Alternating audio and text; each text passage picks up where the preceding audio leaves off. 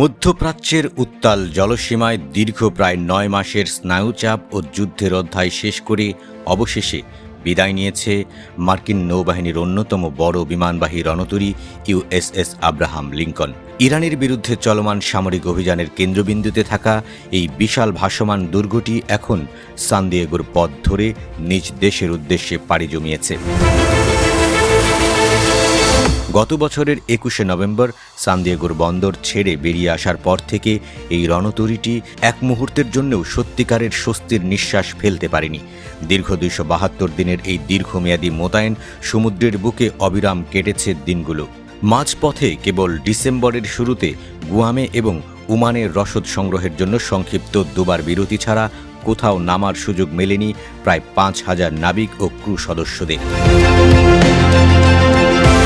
মধ্যপ্রাচ্যের আকাশে বাতাসে যখন যুদ্ধের কালো ধোঁয়া এবং ইরানের সঙ্গে সংঘাতের উত্তেজনা তুঙ্গে, তখন থেকেই এই রণতরীটি মার্কিন সামরিক শক্তির মূল স্তম্ভ হিসেবে কাজ করেছে।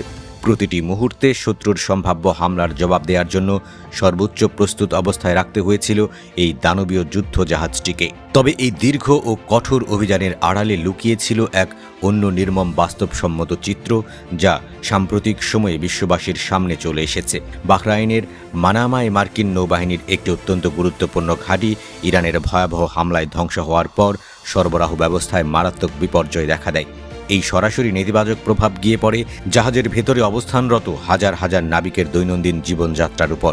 নিত্য প্রয়োজনীয় সরঞ্জামের চরম সংকট, পানি দূষণ, পয়ঃনিষ্কাশন ব্যবস্থার চরম অবনতি এবং টানা দায়িত্ব পালনের চাপে নাবিকদের মানসিক স্বাস্থ্য ভেঙে পড়ার মতো গুরুতর অভিযোগ তুলেছেন ডেমোক্রেটিক পার্টির আইন প্রণেতারা। যদিও মার্কিন সেন্ট্রাল কমান্ডের প্রধান অ্যাডমিরাল ব্র্যাড কুপার এই সমস্যাগুলোর অনেকগুলোকে পুরনো আখ্যা দিয়ে বিদায়ী নাবিকদের উদ্দেশ্যে শুভযাত্রা জানিয়েছেন। আব্রাহাম লিঙ্কনের এই চলে যাওয়ার মধ্য দিয়ে মধ্যপ্রাচ্যে মার্কিন সামরিক উপস্থিতিতে কোনো ফাঁক তৈরি হয়নি। পেন্টাগন তাৎক্ষণিকভাবে পরিস্থিতি সামাল দিতে জাপানে মোতায়েন থাকা আরেকটি বিমানবাহী রণতরী ইউএসএস জর্জ ওয়াশিংটনকে পাঠিয়ে দিয়েছে, যা ইতিমধ্যে সেন্ট্রাল কমান্ডের অধীনে নিজেদের কার্যক্রম শুরু করেছে।